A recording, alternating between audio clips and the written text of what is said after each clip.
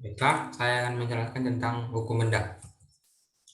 Hukum benda adalah peraturan-peraturan hukum yang mengatur tentang benda atau barang-barang dan hak kebendaan.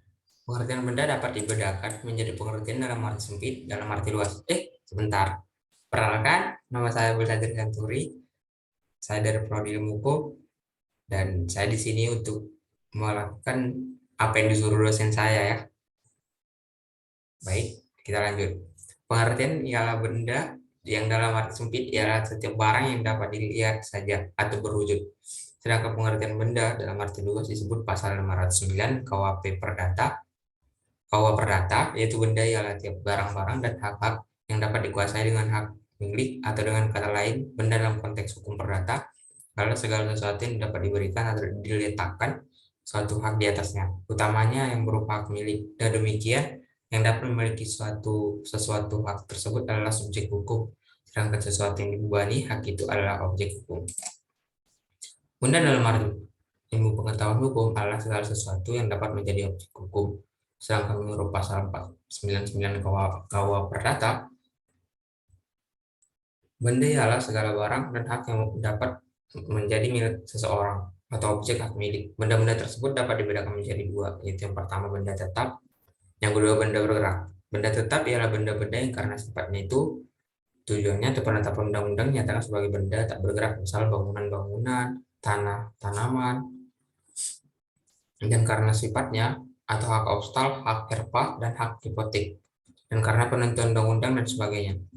Benda bergerak ialah benda yang karena sifatnya atau karena penentuan undang-undang dianggap benda bergerak, misalnya alat-alat perkakas, kendaraan, dan binatang. Benda itu juga dapat dibedakan menjadi A. Benda berwujud atau barang-barang, B. Benda yang tak berwujud, bermacam-macam hak. Benda ini dapat dimiliki dan dikuasai oleh manusia. Oleh karena itu diperlukan peraturan-peraturan hukum yang mengatur hubungan manusia dengan benda-benda tersebut.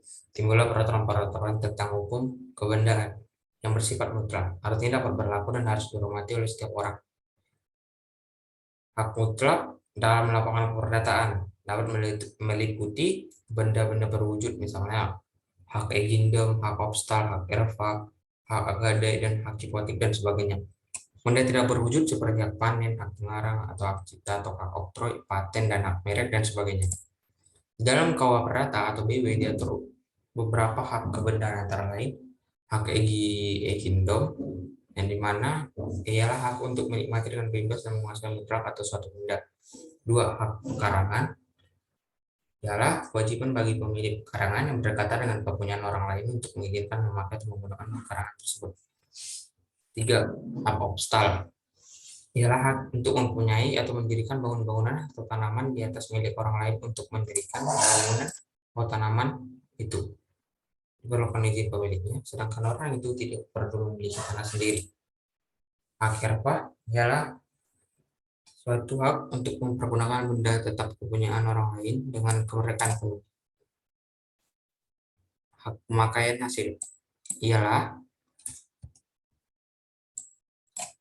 hak atas benda tetap atau benda bergerak untuk menggunakan keseluruhnya serta memungut hasil dan buahnya sedang sifat benda tersebut.